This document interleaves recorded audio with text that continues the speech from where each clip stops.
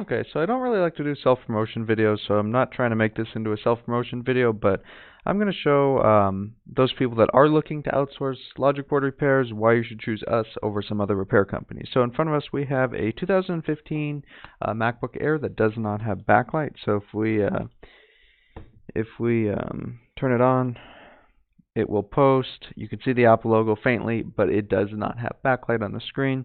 Common issue, and this has had a previous repair about 6 months ago, and it came back to the place that they sent it to, and we're going to take a look. So this had no backlight. This had a prior repair attempt that worked, but then it stopped working. So if we look at our backlight circuit, the first thing we see is there's just flux everywhere.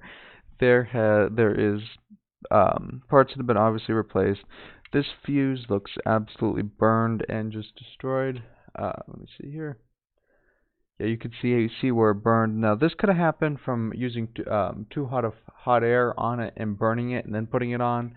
But you could also see this capacitor right here was corroded, and that was left on the board. And the LVDS connector was reworked. It doesn't look too bad. It does have some flux left on it, but not too bad. This area was reworked a little bit. This capacitor right here, you could see might have had a little bit of an internal short in the board. So that may be an issue right there. This area looks just generally not too good. So we're going to go ahead and pull the board out of this enclosure and start and have a look, especially on the other side of the board at the LP8550. So we have our board out, and we kind of see the same thing around the LP8550. There's previous signs of rework. This capacitor right here was left on, and that was corroded. I never like to leave stuff like this uncorroded, so if you ever watch my live streams, you'll see me replacing any cap that looks like this, just because I don't like to leave them on there. A lot of times these things fail afterwards, or will short when there's power going through it, and I just don't like to leave any liquid damage cap on the board. Now, looking at our LP8550, so let's explain how this works. This chip is going to take PP bus G3 hot, which is an 8.5 volt rail on this board. Some boards are going to be 12.5 or 12.6, and that is going to convert that into 50 volts for our screen. Now, it's not going to be 50 volts while it's on. The load of the screen is going to drop it to something like 25 to 27 while it's working. So if it has no load on it, it's typically going to be 39 to 50 volts. But this voltage is both a high voltage line and a high current line. If you leave flux on there, it doesn't matter if it's no clean. This stuff under it will become conductive over time, and it can corrode. I learned this the hard way one time. As I was in a rush. I cleaned the flux, but I did not clean under the chip, and it came back and failed. You can't simply leave anything under a chip like this that is handling this high of current and high of voltage. So let's get to diagnosing the backlight circuit. So the first thing, with how this fuse looks burned, it's either going to be blown or there's going to be a short that caused it like that. Now, what I kind of think happened is they just burned it putting it on, which can happen. But in diode mode, yeah, that fuse is good. I'm not going to leave that on there, obviously, because it looks terrible. Now I'm going to check for a short on both sides, just in case.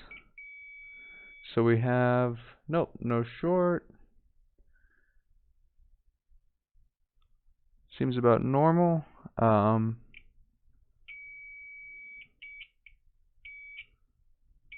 So in this case, what I'm going to do is I'm just going to replace everything that looks kind of bad, and start over. So that's the best thing to do when you get stuff like this, is just tear everything up and start over.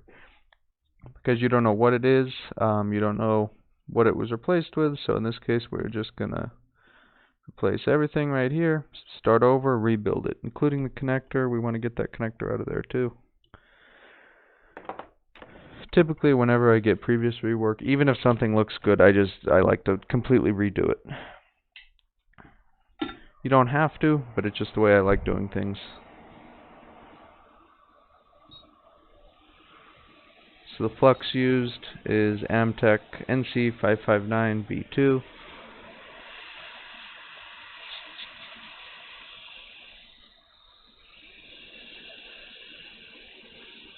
A hot air station.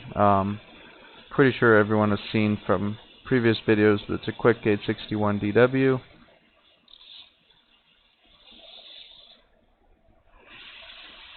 And look, right here, this cap was left off, I believe, unless I just blew it off.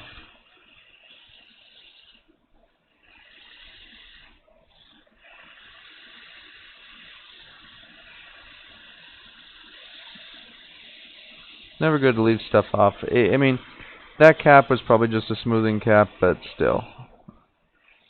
Put it back.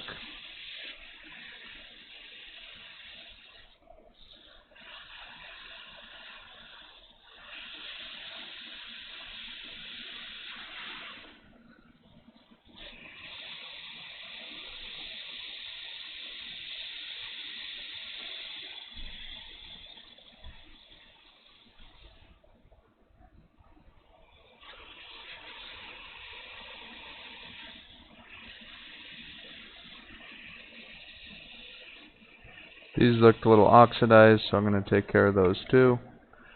Get rid of this cap. A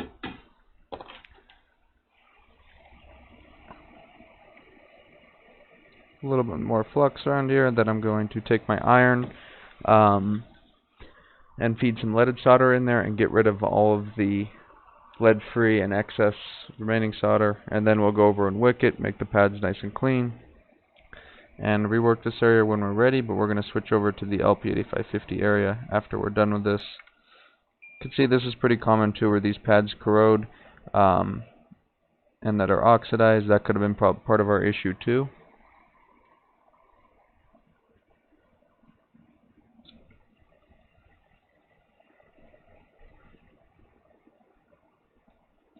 You can kind of see this right here. That could have actually been from leaving flux on the board. I can't really tell because I don't know how it looked to begin with, but sometimes, especially like if you saw like right over here on that ground pin, there was some corrosion there. Not corrosion, but the pad was just didn't look too good. And that, like for example, look at these. So these aren't a. Let me clean that so you guys can see better. There's no current passing through these pads, so they shouldn't really corrode. And you see how they're kind of like oxidized like that? That's typically what happens if you leave flux on the board for extended periods of time. It really depends on the flux you use too. Amtech usually isn't too harsh on that. Some fluxes are, and that's what I think a lot of the issues on this board are caused by, is just simply not cleaning up.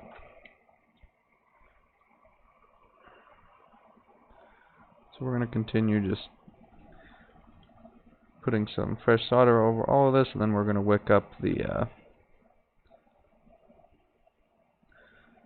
solder we added, and that's just to clean the lead-free out of there. Lead-free, typically, you don't want to mix them. It's not a big deal if you do mix them, but I prefer not to mix them.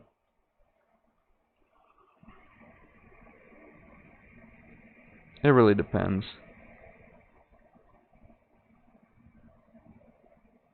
This pad is pretty oxidized.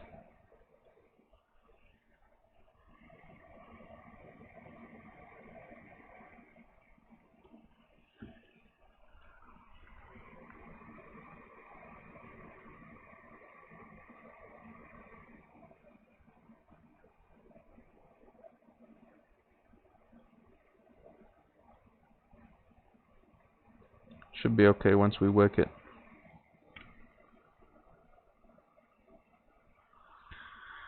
So I'm going to grab our solder wick. We'll start with the LVDS connector, I guess. Doesn't really matter where we start as long as we get it all.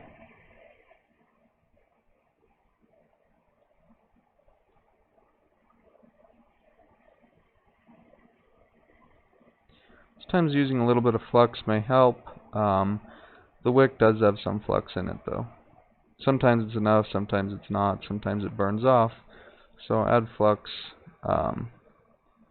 if you feel like it. Or as needed, I should say.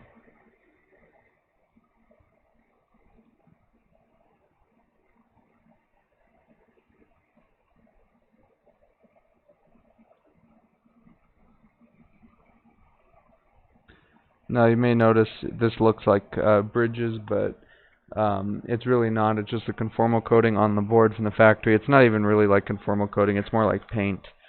that tends to wear off, and that happens. It's no big deal. It's no big deal if there's a blob when it looks like that too.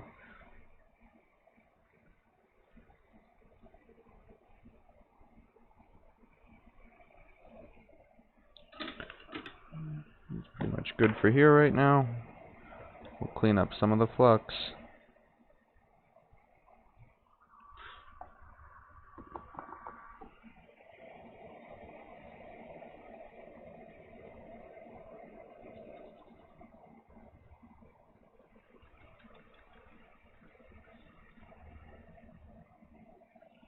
And let's move on to our other area of trouble, which was the LP8550 backlight driver. So we noticed this area was obviously touched. That cap isn't really soldered all that well right here. It's making contact, but it's crooked, and it looks like it got a little bit hot. Not a big deal though. As long as it's not shorted, we don't have an issue.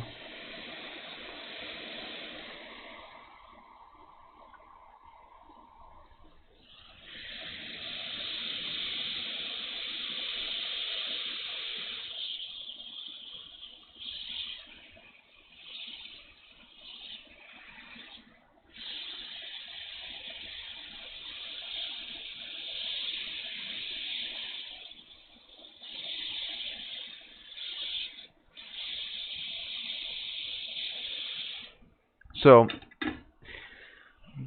I want to show you guys something in particular. So you see how there's flux around, or whatever this is.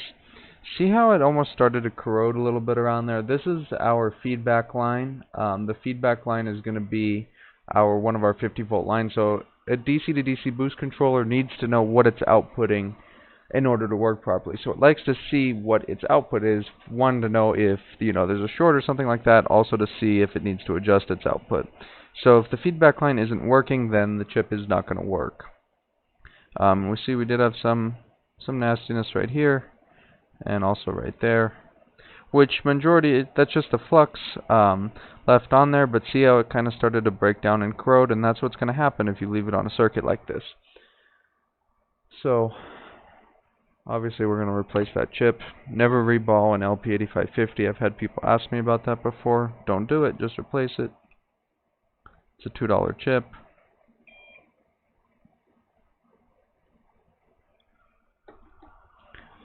Now I do wick these. Some people don't. Some people just drag their iron around it. Wicking these is not a hard thing to do. You're not going to rip pads. Just don't put too much pressure and just go over it like that, and you will be totally fine.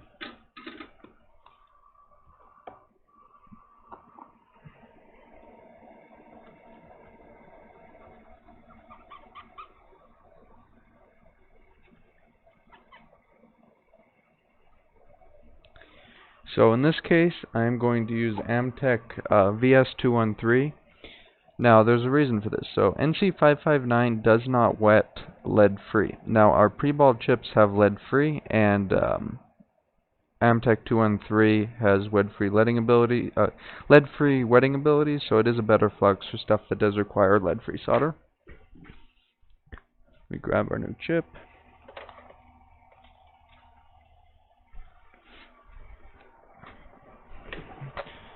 You will notice a difference if you're doing something with lead-free solder using 559 and 213.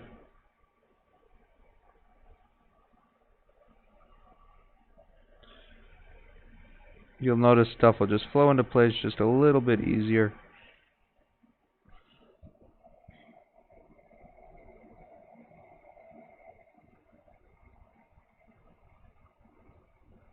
So lining this isn't too critical.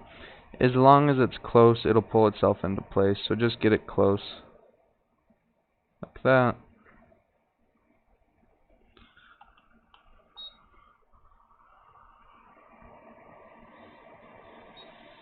We're going to preheat from far away. I'm about around an inch away.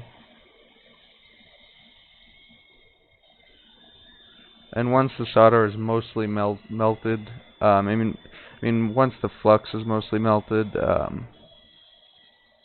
we can move in closer, and you can kind of see around that edge that it started to melt a little bit.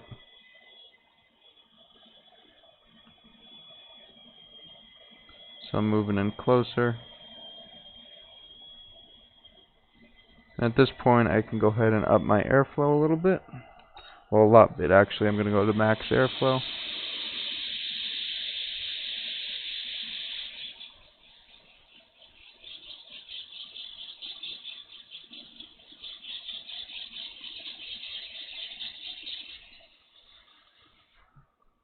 And now you can see it's in place. So I'm going to go ahead and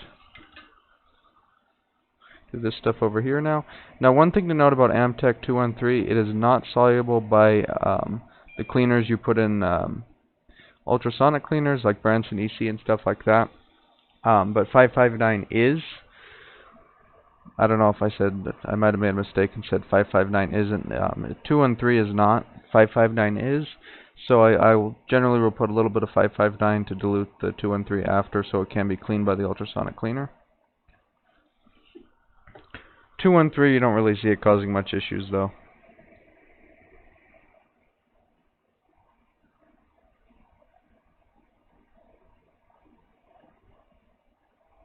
Amtech stuff is usually pretty good. It's the off-brand Chinese stuff that's, you know, $2 on eBay that you tend to see the most issues off of. Now this probe point right here is not connected at all. I'm not sure if that's a via or if it's just a probe point, but either way we'll jump it. We'll see where that goes, then jump it as necessary. I kind of think that's just a test point, but we will see in a minute.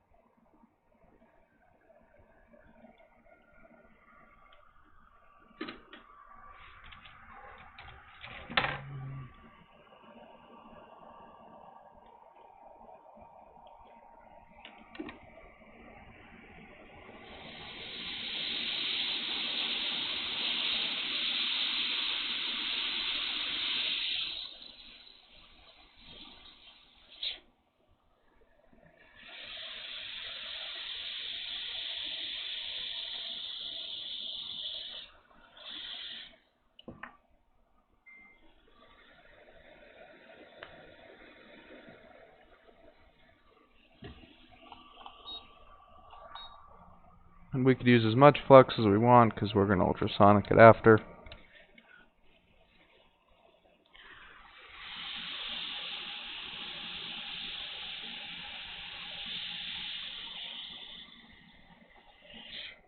At least if you're going to use this much flux, at least have an ultrasonic cleaner.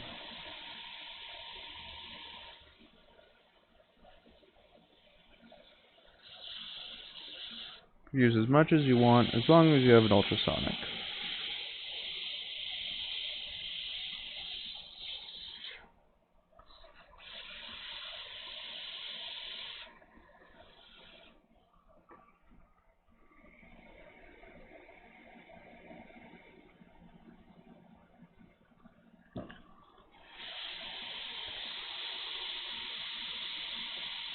Flow these guys into place.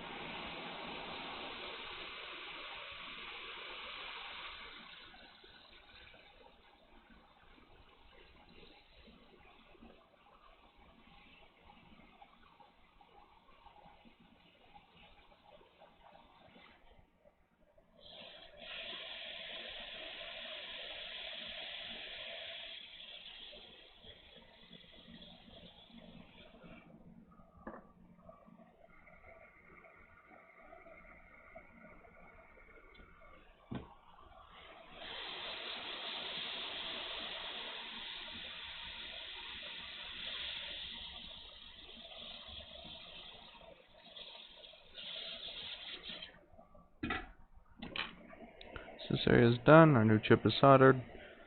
Can't really tell because the glare under the glare from the flux. This probe point right there, I will go ahead and check that. I think it's just a probe point. I don't think that actually goes anywhere, but it might. That may be our whole issue. So we're going to go ahead and start putting solder on these. I'm going to save the fuse and the connector for last because those are two things that can be damaged from heat.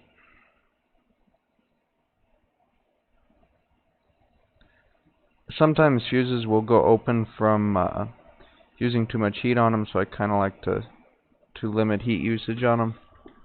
I'll usually save those for last, and sometimes I'll even use a little bit of low melt to take them off of the donor board, just because it kind of reduces your chances of the fuse not working when you put it on there.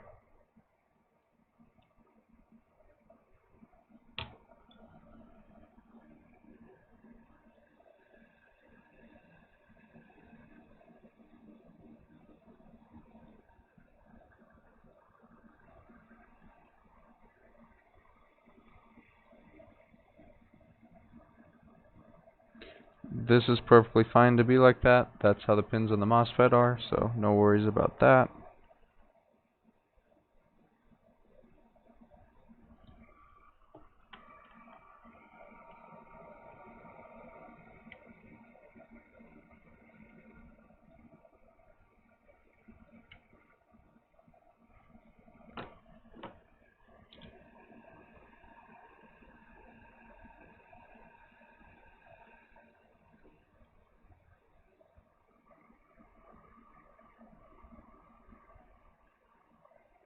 In this case, I'm just going to put solder over that. Most of the lead free is going to be sucked up into my iron tip as well, so it's really not an issue and stuff like this. If the pads are corroded and stuff, it can cause issues, but these aren't, so we're good to go.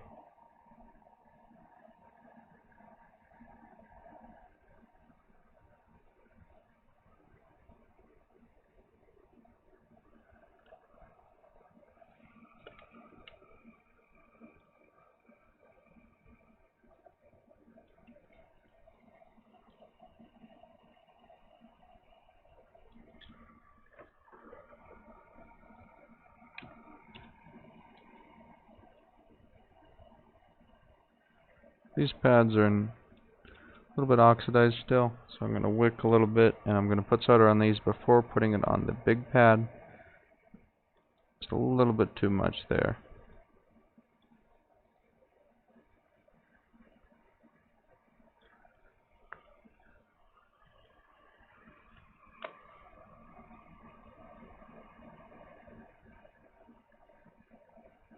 This is the same pad, so it doesn't really matter.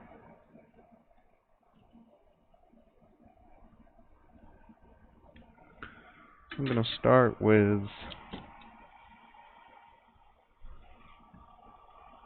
these big caps.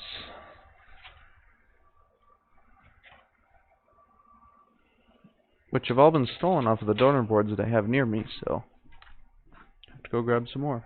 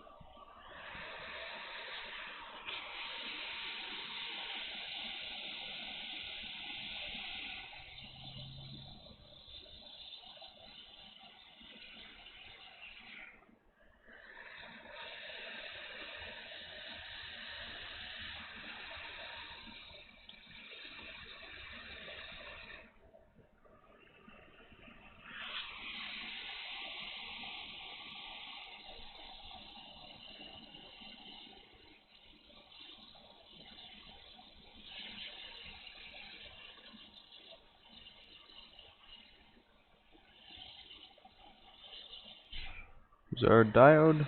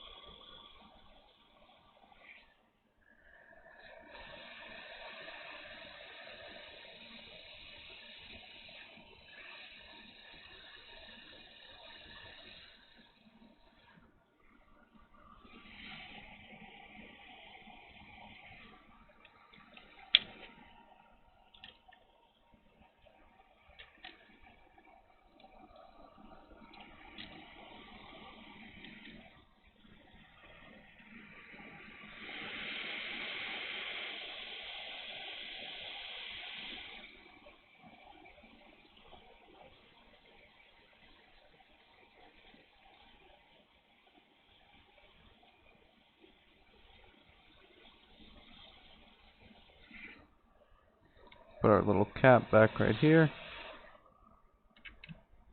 The scope so everyone watching can see.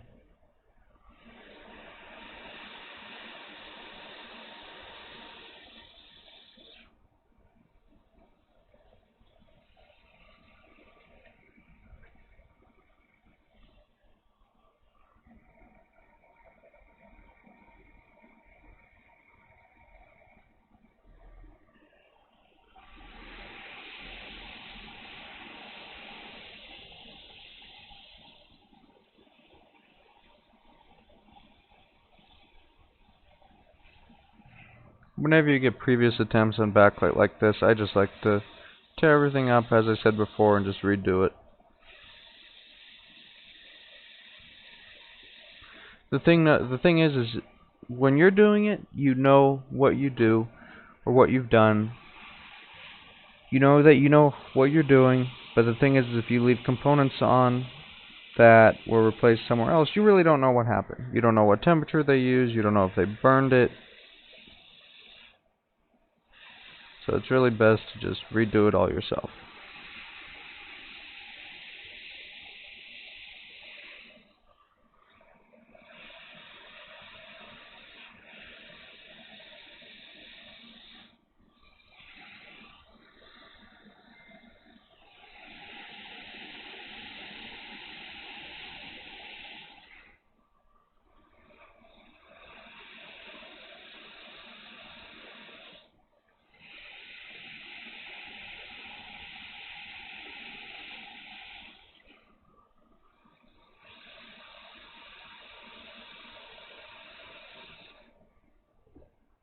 A little bit dry right here, so add a little bit of flux.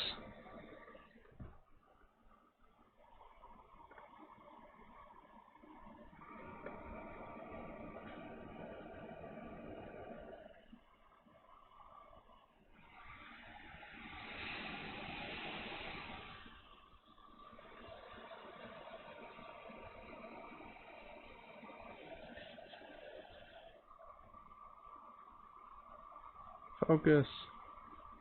There we go.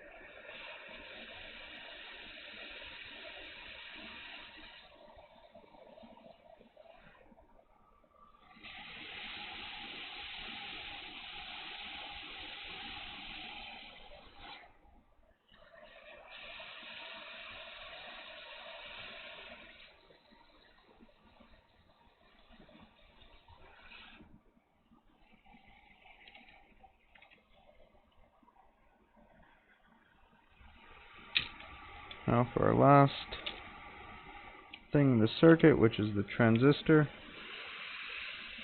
Well, fuse, transistor, then fuse, then connector.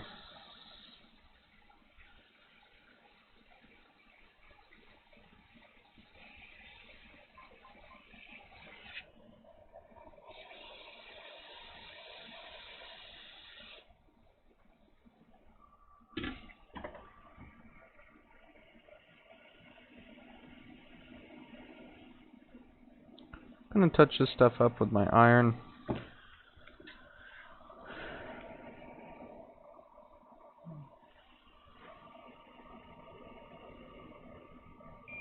Sometimes you'll get a resistor that looks liquid damaged, but it's really not. It's just the ends are a little bit oxidized from the donor board, because you don't really know where that donor board went before it got to you.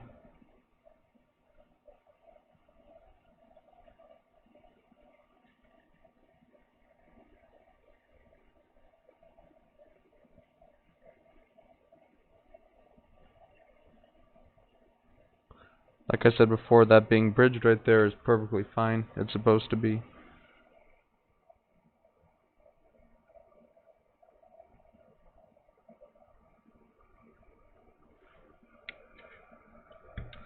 Next I'll do our connector.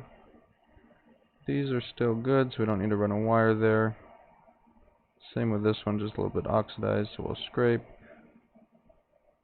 with the iron.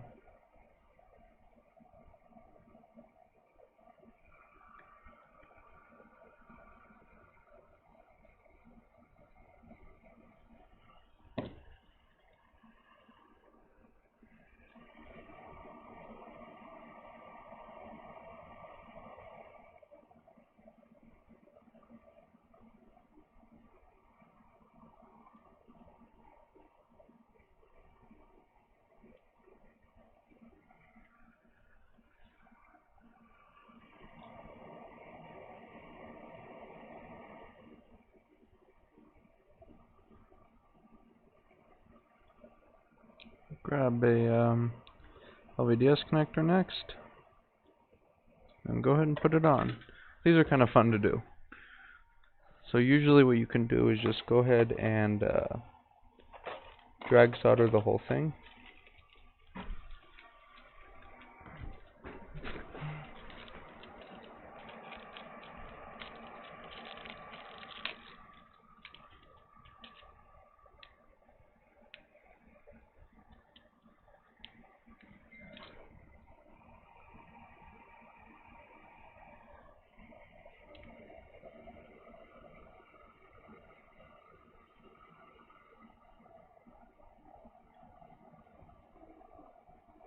So these have alignment pins, so it's kind of easy.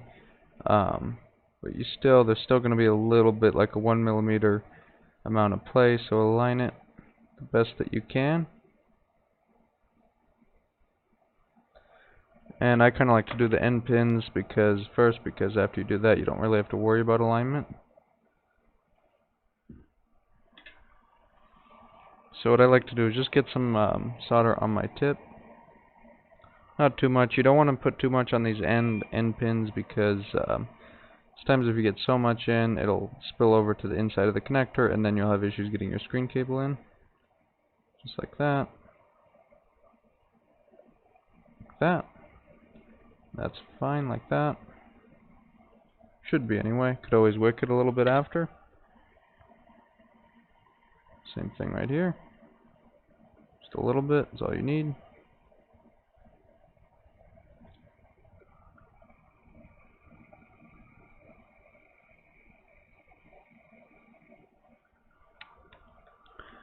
And then with the pins, super simple.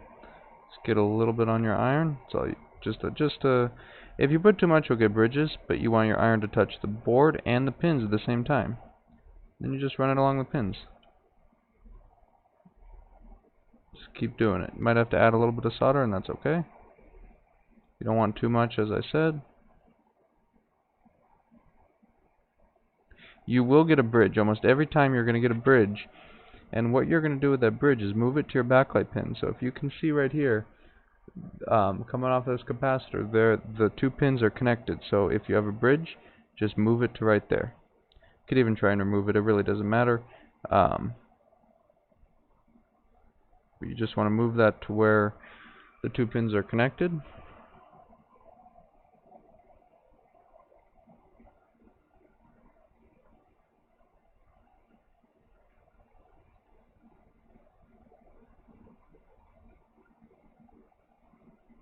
And sometimes you'll have other bridges and you won't see them until you clean the flux off. We probably will have one or two. It's expected. I like a little bit more solder on them than I have, so I'm going to go ahead and add some more.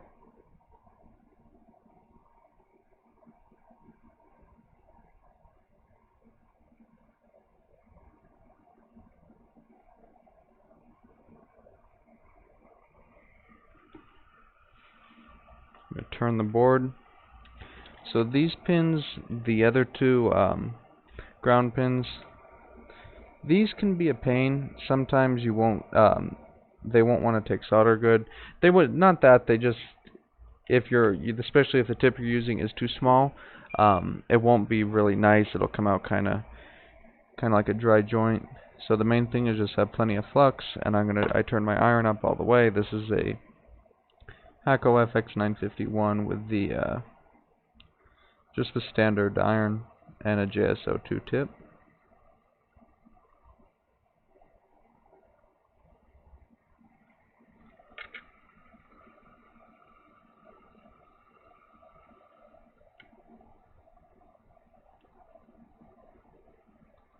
Like that is good. See no issues there.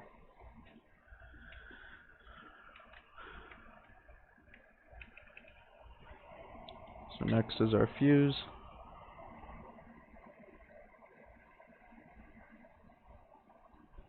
Now sometimes our feedback trace will get blown, so our feedback trace comes from our LP8550, like I explained before in the video. So there's a chance we turn it on, it's not going to work until we run a wire to the diode. I kind of doubt it though, but then again, if I look right here, maybe. I still think it's intact, it may not be.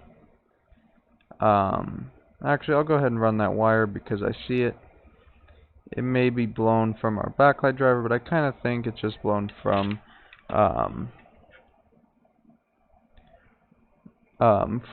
this area of the board over. So what I'm going to do is do a quick test here.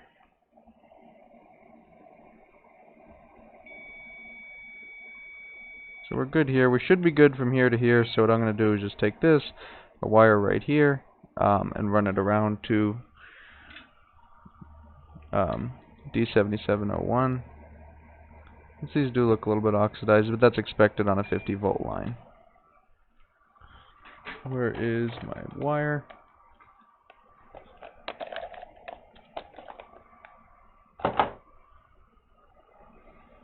The pad on the chip didn't look bad at all.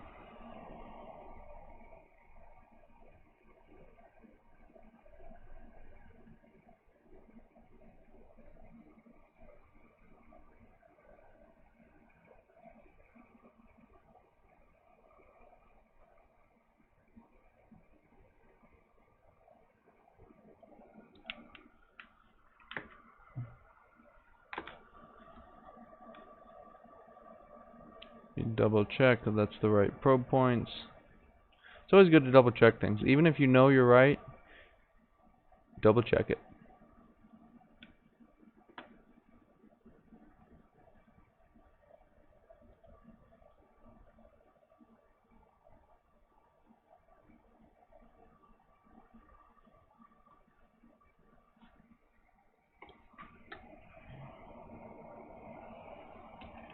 I don't care how good you are at your job. If you think for a second that there may be a slight chance of being incorrect, just double check it.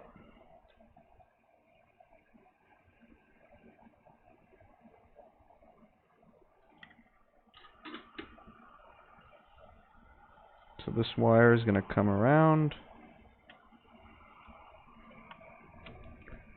to right over here.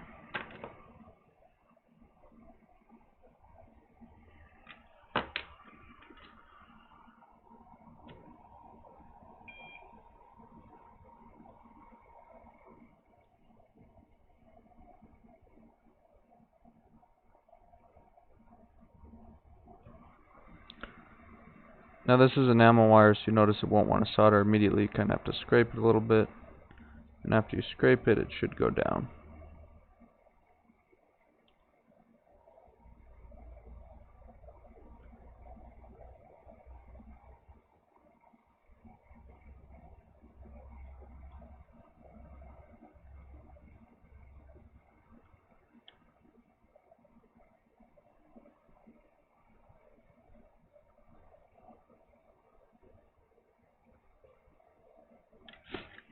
There we go.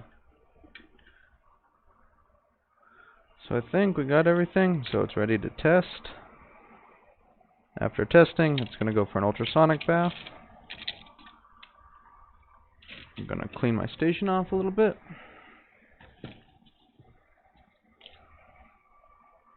Always like to keep a clean work area.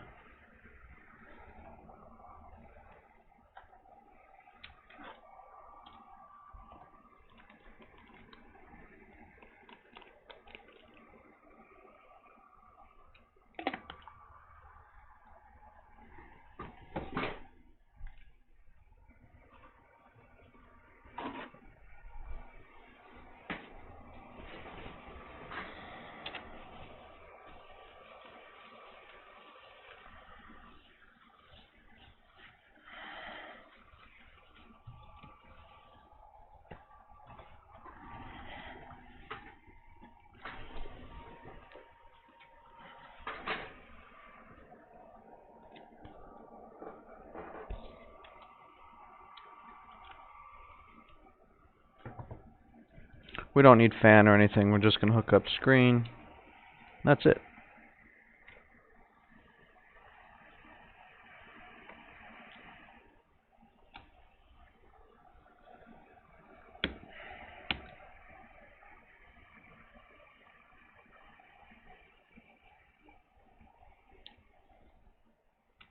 Quite a bit of flux in that connector.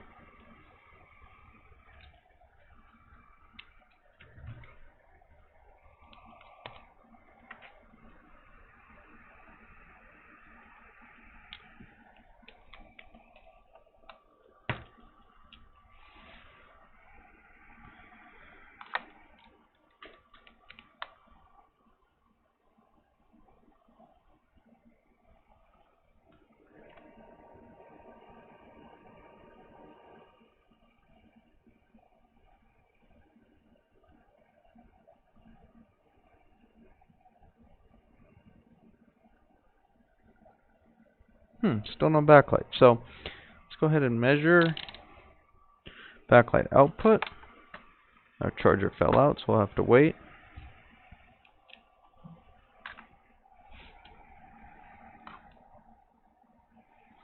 So let's go over what voltages mean while I'm measuring. So 8 volts means it's basically just passing. Oh, wait a second. I missed our fuse. Of course we're not going to get backlight. I forgot to put on the fuse.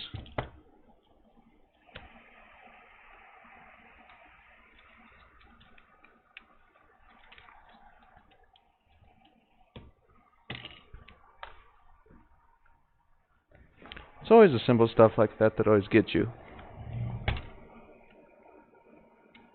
And that's kind of what I want to point out on my channel, is you see so many shops or so many companies that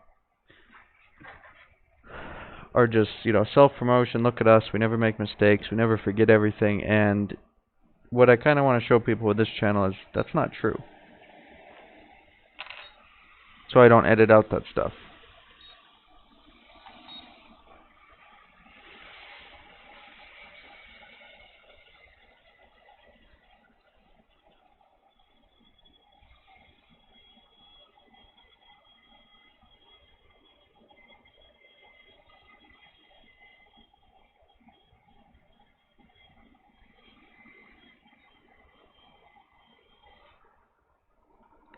Let's put our fuse on.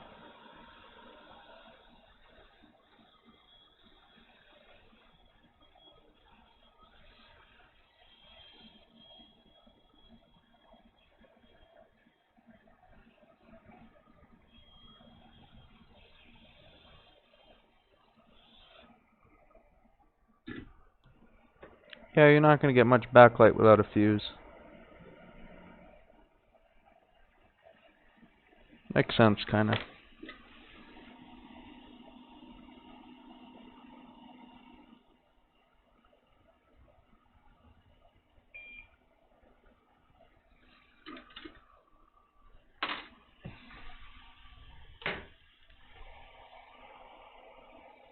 Now let's try again. Hopefully we'll have backlight this time.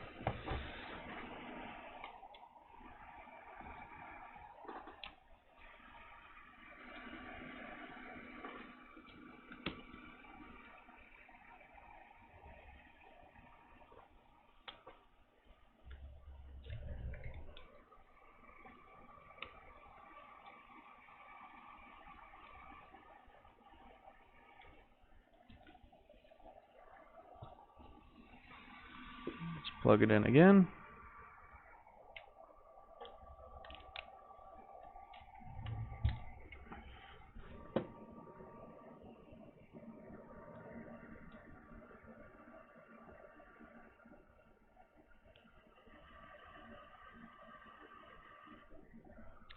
And what do you know? A working backlight circuit. So here's the board after ultrasonic cleaning. We're going to have a look at the work we did. So here's our LVDS connector. The pins look pretty good. That bridge is supposed to be there. As you can see, it's on the same line. Everything here looks good, nice and clean, no more flux. Here is our wire for feedback, which runs right here. This right here is not flux. This is urethane conformal coating, which is going to keep that wire nice and secure. And here's our backlight driver. Notice it's nice and clean. There's no flux under it. All the balls are touching, and it's good to go.